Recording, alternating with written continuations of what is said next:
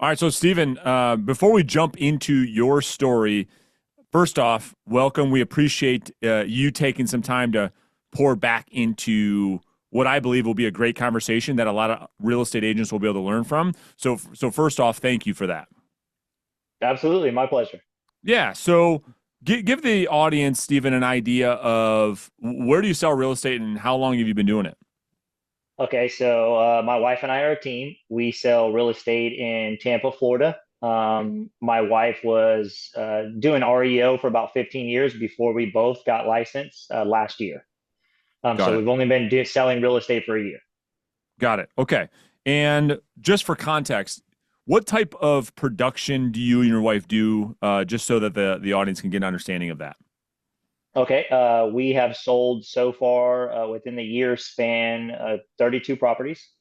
Um, Prior to getting coaching from you, we were averaging 3 to 4 listings a month, and now we have far surpassed that. Uh, Within month two of your coaching program, we jumped from 4 to 6, and then now we're averaging 8 to 10. 8 to 10. So, and that's exactly why I wanted to have you on the show because it's very rare that we see agents within their first year in this business at the level of production that you and your wife are at. And so people are dying to know, well, man, what in the world is this guy doing? So I want to help. I want to help to facilitate your story. I don't want to. I want to have it in your words. But before we dive into like what all of that looks like today, when you and your wife got started in the sales side of real estate, did you guys have a moment where you said to yourself, well, man, we really thought this was going to be a lot easier than it was? Or did you guys have a good idea of what you were getting into? Well, so we're both executives. We had a good idea of what we were doing. I've been in sales for a little bit. We wanted to target expireds. You know, state of Florida is notorious for expired listings. So we had an idea of what we were doing. However, I had no clue how to utilize the psychology of language to help facilitate the conversations that were taking place with the prospects. It's been a game changer. Taking your course has truly changed the way that I look at conversing with the prospect instead of, and I don't mean to ramble, but instead of feeling very salesy and kind of nervous and scared, I'm truly confident. I'm seeking people that actually need help and want to move. And that is a game changer for my business. I didn't know that whatsoever. You have opened my eyes so tremendously that I'm now thinking about, my 5 next best moves and how I can scale. Yeah, great point. Well, and I appreciate the those words, and I want to get into it a little bit. So, before you and I started working together, can you give us an idea of maybe what you were doing and some of the things that you and your wife have learned that you've changed that has been making the biggest impact? And specifically, let's talk about the language of sales on what you thought it was, both in your previous life, newer to real estate sales, and now some of the stuff that we're doing that might make those conversations easier. Okay, absolutely. So in the beginning, it was more along the lines of, ring, ring, and the prospect would answer the phone, and I would say, "Hi, this is Stephen Mason with eXp Realty. I was just wondering, I saw your home come off the market, and I was interested to see if you would be interested in interviewing the right agent to list your home." Something along those lines, Yep. very salesy, very pushy, and it worked. Now it's a numbers game, as everyone knows. It worked. I barely squeeze by with 3 to 4 listings, and that's pounding the phone relentlessly. And now I only have to call 2 hours a day because my skill level has far surpassed what I ever dreamed of. And the dialogue is very different. So before I was basically begging them to list their property with me so I could make a living. And now it's not that case at all. I'm turning down listings. I'm turning down appointments. I'm disqualifying and doing what you like to say is basically kind of pushing them away by a certain line of questioning. And we can get into that if you want. But they will basically tell me that they want me to come over and interview for the position. Yeah, I love it. So, yeah, let's stay on the old way for a second. So, Okay. to no fault of your own, it's kind of just what's being taught in traditional sales methodology. The type of language that you were just using in that role play as an example so the audience could hear it, because it's probably what they're using most of the time, right? They're probably using some different form of what you just said, and they're asking questions that maybe seem natural to people that are, I'll just say, untrained in a new sales methodology that only leads them to dealing with a ton of rejection, receiving tons of objections that make the whole process of selling and prospecting very, very difficult. Would you agree with that? Oh, absolutely. Before, when I was conversating with prospects, it was more along the lines of them defending their stance and me trying to defend why they should work with me, where that is no longer the case. That's 8 years of sales experience. I've been in the meal prep business, I've been in the semi trucking business, and all those sale oriented processes of please work with me, basically begging Mm. to get the job is no longer the case. And that has been a game changer for my business. Yeah, I love it. Okay. So let's get into some of the things that you've learned that have helped you from a sales perspective. Because if I'm listening to this and I'm in the audience, I'm like, all right, well, what is it that you're doing that's so different than that that's helping? So let's first off talk about the prospecting conversation first. Then we'll, Stephen, talk about what you're doing at listing appointments. So I want to make that distinction because they're two different processes.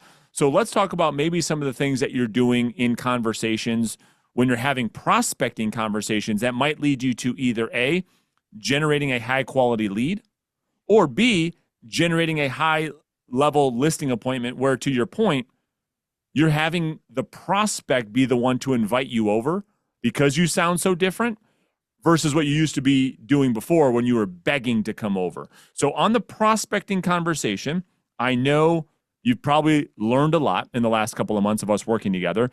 There's a lot more for you to learn. But if you were to think back, okay, there's 1, 2, 3 techniques that really, really have helped to move the needle in having these sales conversations. Can you walk us through that?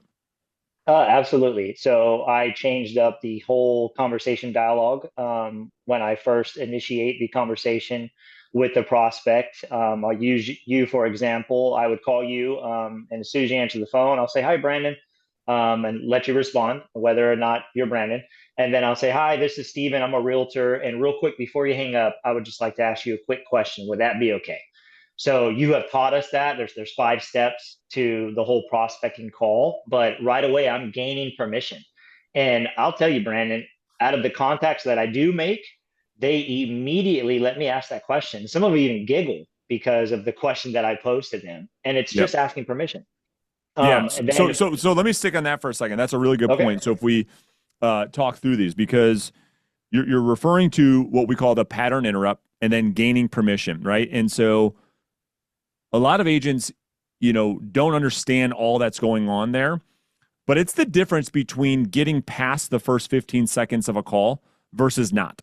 It is that big of a difference because it doesn't matter what script you're using. If you can't get past the first 15 seconds of a conversation, it's irrelevant. And to your point, most people that are prospecting are using scripts without having a pattern interrupt, and they can't even get to the first question in the script because the prospect is so defensive. So my question for you is, what percentage of the time, since you've changed this and you're using the pattern interrupt, if you had to guess, your best guess, what percentage of the time are you able to get into a good conversation versus not? well, I actually track everything. So you taught us that as well. 70%, 70%.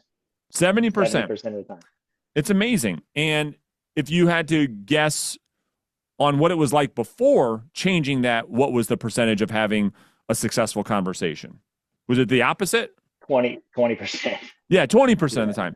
So Yeah. for people that are listening to this, I mean, that is yes, the percentages, you can see the difference. But if we look at that from the practical standpoint, how many contacts are you making per day, per week, roughly?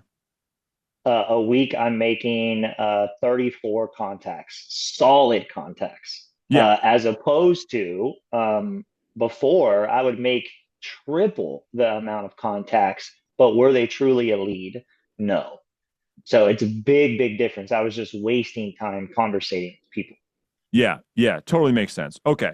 So now you're 70% of the time you're able to have a good conversation. What happens next on that conversation after you get through the pattern interrupt? After the pattern interrupt, I will pose the question and they'll say, sure, go ahead. And I'll say, I saw the property off of 123 Main Street come off the market. And Brandon, I was just curious, did you sell the property privately or is it still available by chance? And And they, right away, all their guards shut down. yep, yep, I love And it. so they'll answer that. Go ahead, I'm sorry. No, no, no, keep going. I don't want to get in your way. Keep role playing. Go. So they'll answer that question, and typically it's either no, we took it off the market for the time being, or yes, we did sell it privately. Hmm. And then I'll say, great, can I ask you something about that? Whether they took it off the market or they quote unquote sold it privately, because you can't always believe what you hear. They're usually trying to just push you off the phone, and you taught me that. So I keep digging a little bit more. Would you like to get into that or? Yeah, that'd be great. Please. Okay, Share some of the questioning techniques that you've learned. Yeah. absolutely. If they tell me that they just took the home off the market, I'll say, can I ask you a question about that? And they'll say, sure, go ahead. I'll say, I'll be real quick. I know I promised at the beginning I would make this a quick call. I'm curious, what was the feedback that you were receiving when your agent was updating you every week? And usually they stop me right there. 83% say that they haven't received any feedback weekly from their agent, and that was actually the problem. So as they're communicating with me, I'm jotting this stuff down so I know where their pain points are. And that leads me to the psychology of language on what I'm going to use for my line of questioning. Love it. Makes total sense. And kudos to you because you're such a great student that most of the time it takes people a lot longer to get to where you're at in just a short amount of time. And I remember having a conversation with you and your wife before we started working together, and I could tell right away that a lot of agents say they want to be successful. It's just rare to have agents that actually do what it takes to actually be successful. So it's really cool to see how fast you've come and where you're at with your skill set. Okay. Now, Thank you. as you kind of go through the conversation and you start to get some motivation from the prospect, you start to learn about their pain points, you start to learn about their motivation on why they're actually looking to move. When it comes time to getting that seller to invite you over to interview to actually list the property and setting appointments, are there techniques or things that you've learned that have helped you to set more appointments and increase that closing ratio? So I actually was the agent that didn't have an issue setting appointments. I Hmm, set too many appointments and the wrong kind. got it. So what you have taught me is to set solid appointments. So once I get through their reasoning as to why they want to sell, whether it's job relocation or they're downsizing, whatever the case may be, and I do set the appointment up, I right at the very end, I try to push them away one more time just to see if it does make sense for them to stay put and keep the property. Because if it does, that's what I want them to do. I'm in That's the right. business to help people. Now, if they want to move, then by all means, I solidify the meeting and make sure that I add it to my calendar, which you taught me. So I add it to my Google Calendar, and then I have a template that I email them over, inviting them to the Google Calendar so they accept it. So it's 100% solid. Love it. Yeah. And so, what are some of the disqualifying questions that you ask maybe after you've set the appointment to determine, did I force this appointment or did I set an appointment with a real seller? Can you give us maybe an example of maybe what you asked the seller or what that could sound like? Yeah, absolutely. So maybe it would sound something like this. Brandon, I understand you want to sell your home here in Tampa, Florida, and you told me you want to move up to North Carolina to be near your family. And it just boggles my mind. I'm looking at the listing here, and your property's beautiful. It's in a great location. Is it an opportunity just to keep the property and stay put for now? And once they hear that, they actually defend their stance and why they need to sell and why you need to come over and be the person to sell the property. Yep. I It's love it. it's beautiful. Yeah. And so, not to get into a whole training on the podcast, but what you and I talk about all the time that other agents can learn from is if the agent is always making the argument for, meet with me, you need to sell now, et cetera, that's what gets met with a bunch of resistance. And so for the very first time, they hear from a real estate agent that maybe to introduces the idea of not selling. And so by doing that, based on the psychology of language, we get the prospect to actually defend their motivation. And that key difference has helped you to get prospects to share their real motivation for selling. Is that right? Oh, absolutely. It's been a game changer. I mean, I'm doubling my business. They are truly divulging what it is and why it is that they are moving and inviting me over instead of defending their stance that I'm just another agent trying to earn their business and make a commission off the sale of their property. They know that I'm a human being. And I right away tell them, which you teach, that I'm not here to sell you and force you to work with me. I'm here to see if I can help you. And Yeah. that is a game changer.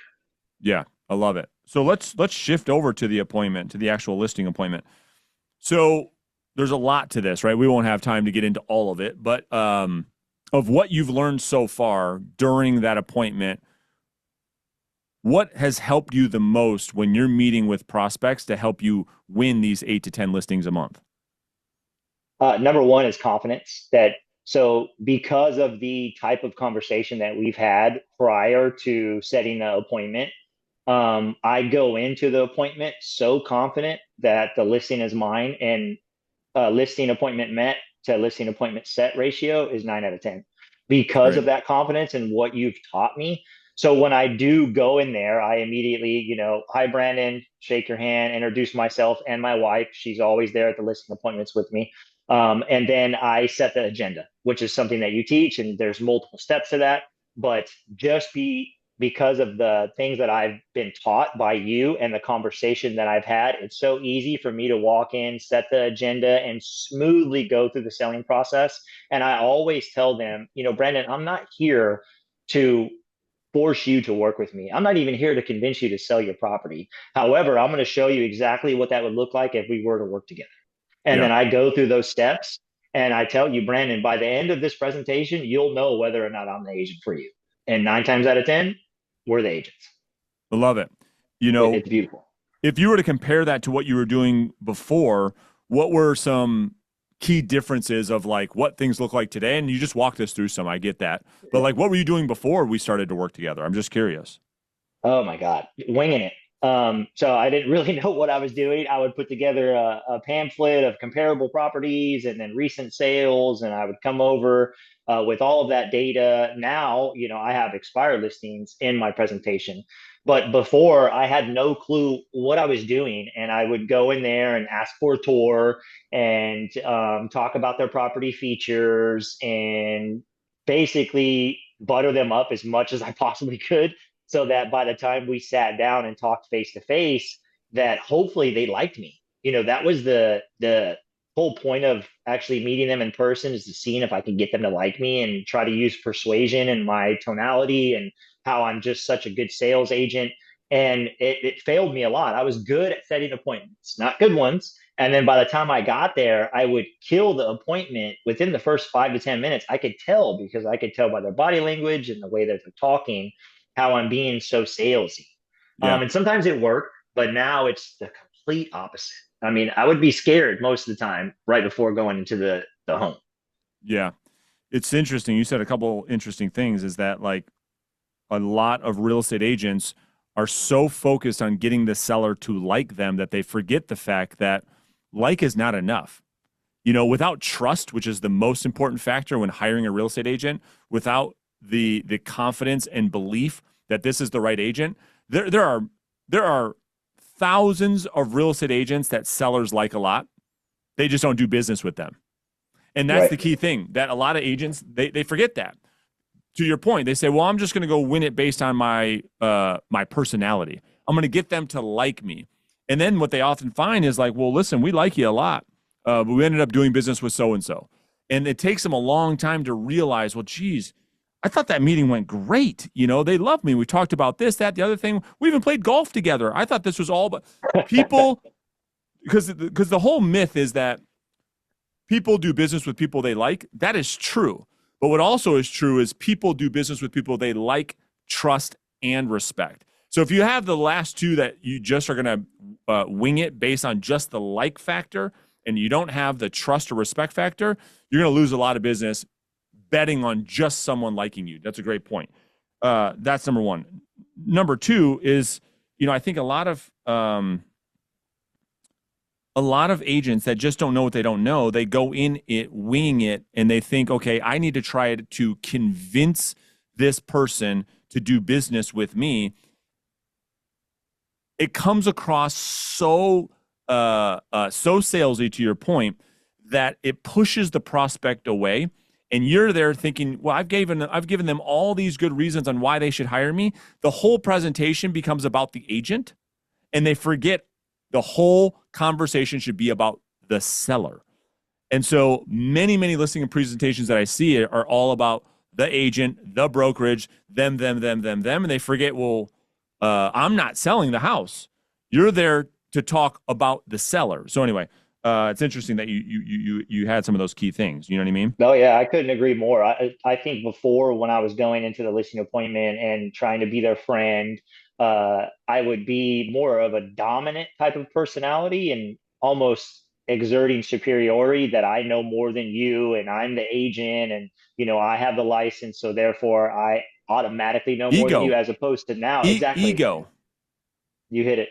Yep. Now it's way different. Of course they naturally like me because I'm being kind and not salesy. And then I just show them the facts. Yep, And then back that with the data that you showed me how to collect, to where we position the properties in such a way that the buyers compete for their property with the pricing brackets. And that crushes it every single time. You can just yep. see the smile on their face. As before, they got their arms crossed, and they're kind of just filling you out and seeing if you're the person they want to hire, just because of what you have to say. You got like a 50-50 shot. Yeah, because they heard it all before. This is no Yep. different. Oh, I've heard this spiel before. I could probably say it better than you can say it. The sellers think oftentimes when they meet with real estate agents. So when you go there and you actually are different, you can't be better and be the same. That's what most agents forget. You can't say you're better and then show up as the same. In order to be better, you must first be different. So, anyways, let's talk about, and thank you for that, by the way. So we talked about the prospecting call. We talked about the appointment. Can you break down kind of your lead generation model and what lead sources you're finding the most success with? Expire listings are hand down. I still have a lot to work on, as you mentioned before. There's a lot that I don't know, which is why I chose to partake in your courses. I believe in paying down my ignorance debt with coaching. So I highly recommend you to anyone. But expired listings is my bread and butter. And then I obviously use what you've taught us. I call them, I text them, I email them, and then I put them on the weekly emailers, and then I'll even go door knock them. But lately, it's just a matter of having a conversation. And that is Right. it. Once I get them on the phone, I got them. We have 24 listings now, five pending, four sold. And out of the 24, only two have been from our sphere, because I'm not from Florida. Oh, I'm from right. California. Yep. Yeah, that's great. Good for You you changed guys. everything. Yeah. Thank you. Thank you. Well, I mean, what's amazing is that you are in a very competitive market. You're going up against some of the best, and you're winning listings, even though that you and your wife are really just getting started. So who knows what this looks like a year from now for you guys, which is really exciting. What does the average day look like for you? Can you talk to us about how do you break up your day with prospecting, lead follow up, going on appointments, servicing clients? Like, how do you fit it all in? So you actually, before I was again winging it. I was just trying to get a listing any way I could. Now I'm very structured. I wake up at 6:30 in the morning. I go to the gym immediately. I come home, I shower, and I hit the phones from 9 a.m. to 10 a.m. So there's only 1 hour, and then in between those, in between 10 a.m. and 5 p.m. is when I structure my appointments and customer service. So I fortunately am blessed. I have my wife to kind of split up the workload. Sure, Thank God, because we're getting busy now. But between 10 a.m. and 12 is our customer service, our current clients. We're following with emails, calls, contracts, you name it. Then we take a lunch. We have to take a lunch. I treat it like a business now. So from noon to 1 p.m. is lunch. Then we come back and I have appointments from 1 to 4 every day. And then from 5 to 6, I call again. And my day's over. That's It's great. beautiful. It's a blessing. Yeah, it really is. It's a nice schedule that you and your wife have created.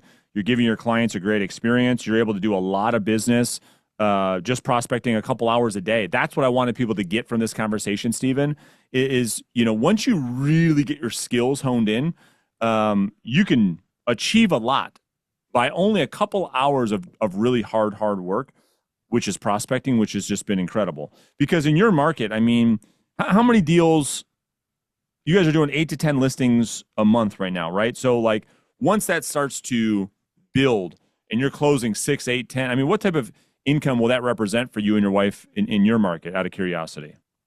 So our projected growth with our current average of 8 listings a month will be right around 500,000. It's amazing. Which is wow. I've made more money now than I've ever had in my life. And can I just say something? I Please. came into this coaching program a little biased. I'm not going to lie. Yeah. I thought cold calling didn't necessarily work as well as it did. I had 2 ISAs. I remember the conversation that I Me had with too. you. Me Yeah, too. and then you said I have to increase my skill level. And that is 1000% the case. Once my skill level increased and I would study the script over and over and over until now it's just integrated into who I am and how I talk. It's a game changer. So cold calling does work. I joined this program biased and it's changed my life. Just had to be open minded. So interesting because thank you for saying that, by the way. I love the conversation we had. I love the transparency and the honesty. It's the people that say cold calling doesn't work, they say it because they're not good at it. And so, and they don't want to put the time in to get good at it so that they chase all the shiny, sexy stuff. And so that's literally my next question.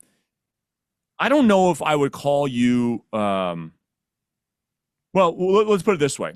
There's a lot of people that debate with me that say, well, marketing is a better way than prospecting or cold calling, than what you preach, Brandon.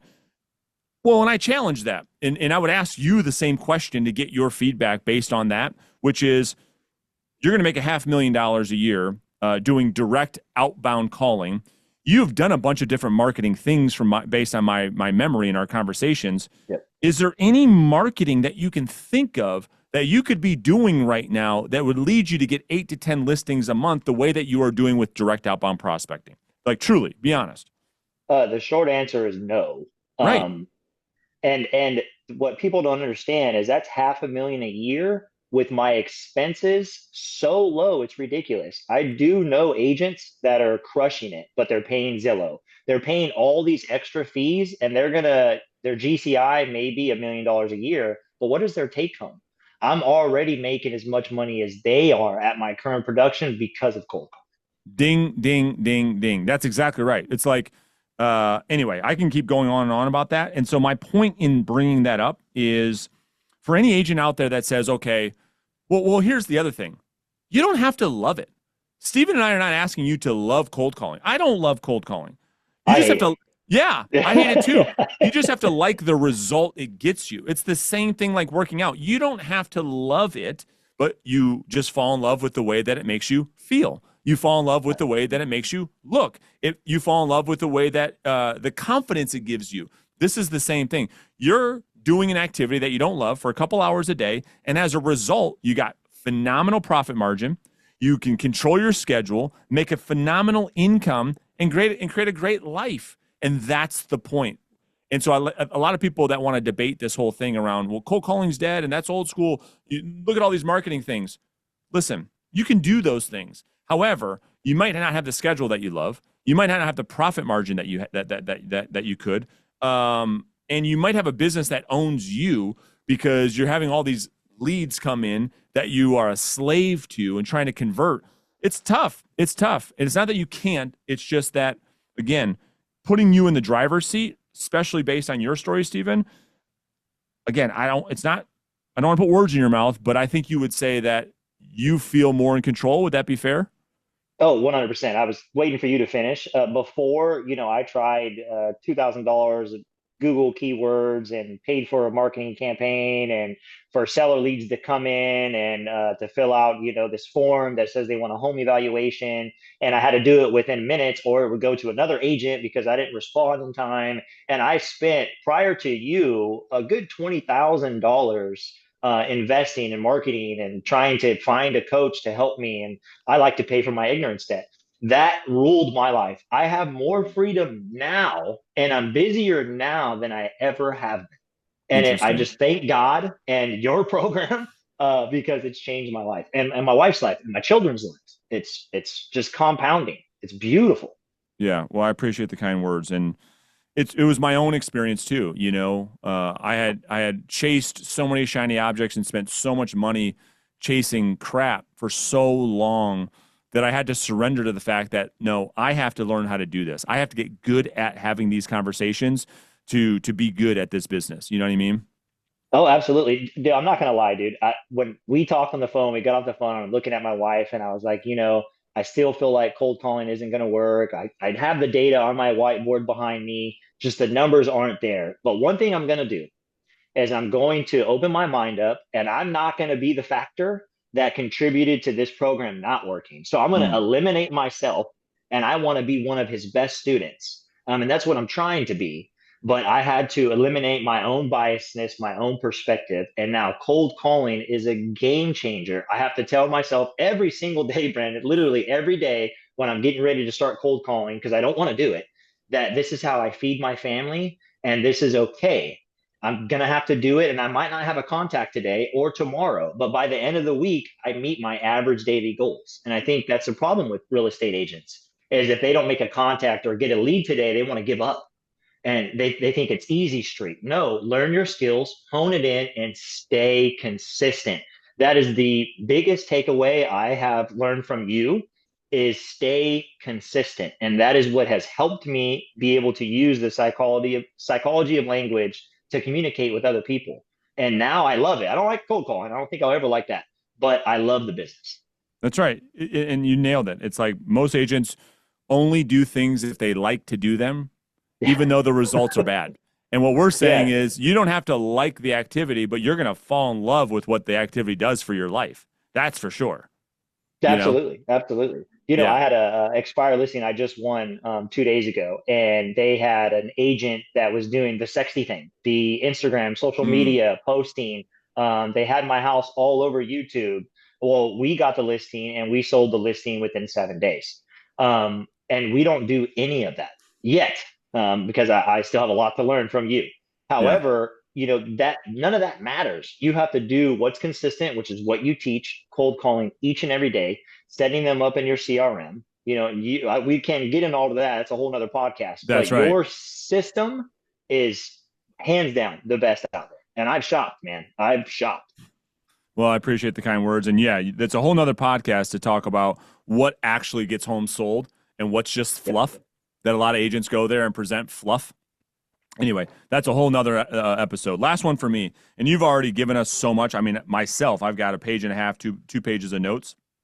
But the one question I always like to ask is now that you have the perspective that you have, if you and your wife were to go get your real estate sales license all over again, what would some of the things be that you would do differently that maybe would have gotten you to these results sooner?